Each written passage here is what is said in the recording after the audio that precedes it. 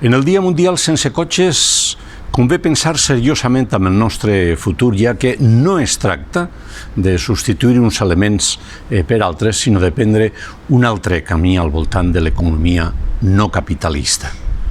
Una economia que ha començat a obrir-se pas durant la pandèmia, multiplicant possibilitats que fins ara semblaven marginals.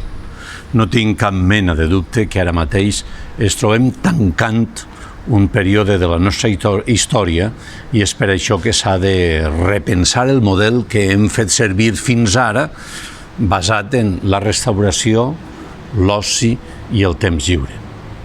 Hem dissenyat un país balneari, que ara s'ha vist com de feble ha resultat.